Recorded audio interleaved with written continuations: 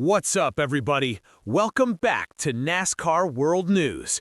Richard Childress just ended his silence, and what he had to say about Cletus McFarland is turning heads all across the NASCAR community. While other competitors were busy roughing him up out on the track, the man running RCR stepped forward with a statement nobody anticipated. Cletus McFarland finally got his opportunity at a real NASCAR race last weekend at Rockingham. It did not go smoothly. He got bumped around, shoved around, and by the time it was over, he admitted it was the most difficult thing he has ever tackled in his entire life. And then, just to make everything sting a little harder, Talladega closed its doors on him for his next scheduled start. That double blow had fans arguing everywhere across social media, and plenty of people were eager to hear what the major names in NASCAR genuinely thought about all of it. Well, Richard Childress finally delivered his answer, and if you were expecting him to join the crowd of people shaking their heads, think again.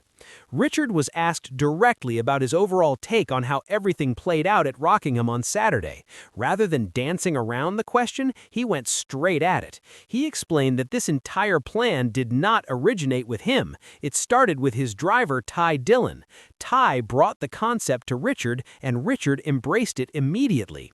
In his own words, Ty Dillon, when he came to me and talked about it, I said, "What a great idea, not just for RCR, but for our sport." That right there tells you exactly where Richard stands. He did not view this as a publicity stunt. He saw it as something genuinely beneficial for racing, and then he explained his reasoning. Richard said, "Here, Cletus, which is Garrett, has close to 5 million followers, and if we can get 10% of those new fans coming to races and paying attention to the sport because of Cletus, even a small portion of that audience is a massive number of brand new fans showing up."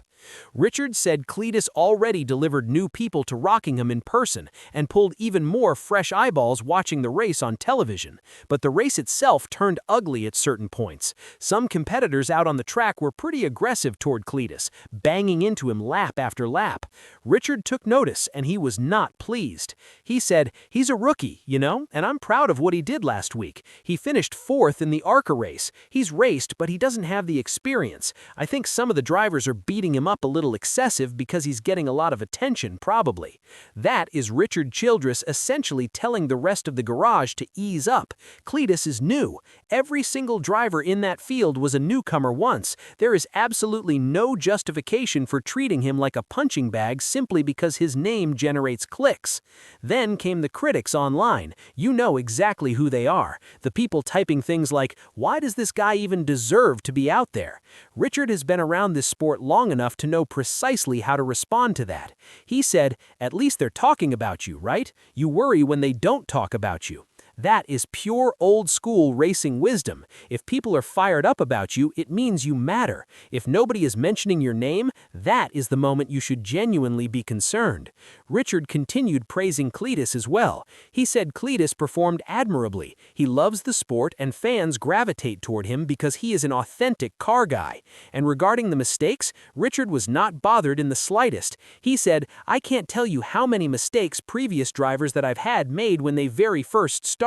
So it's racing. I've seen them all come and go." Coming from someone who has watched rookies walk through his doors for decades, that carries serious weight. He's not irritated by Cletus, he's genuinely energized. He said watching Cletus and seeing what he can bring to NASCAR is what gets him fired up right now. After the checkered flag dropped at Rockingham, Cletus was completely transparent with everyone. He said it was the hardest thing he has ever done. Richard understood that completely. He broke it down this way. He said, "When you step up, if you go from late model to trucks to Xfinity, every step is tougher and tougher and tougher, and I think you learn something from it." Then arrived the news that really hurt. Cletus had been hoping to race shortly, but Talladega was simply not going to happen. Many fans figured Richard might quietly move past that rejection. He did exactly the opposite. He doubled down completely. Richard said, "I think you'll see Cletus. We're going to get him in some more races along the way."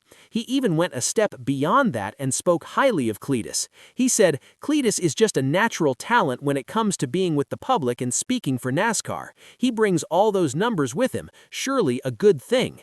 So, even with Talladega slamming its door shut, Richard Childress is still holding his door wide open. More races are ahead. The experiment remains very much alive. But here's the other dimension of the story that Richard could not sidestep. His own Cup team is in rough shape at the moment. Austin Dillon and Kyle Busch, his two Cup drivers, have been struggling significantly through 2026. And with Bristol arriving this weekend, people are pressing him on how he intends to turn things around. Richard did not soften a single word. He said, "We hadn't been a season none of us had planned for sure. We're working hard at it. John Klausmeier, his whole group, engineering is working on it. We're missing something. We gotta find it." People said, "What is it? If we knew, we'd fix it, but we're working hard to figure it out." That is about as transparent as a team owner can possibly be. He's essentially acknowledging that RCR is searching right now and nobody has uncovered the answer yet, but they're grinding every single day trying to locate it.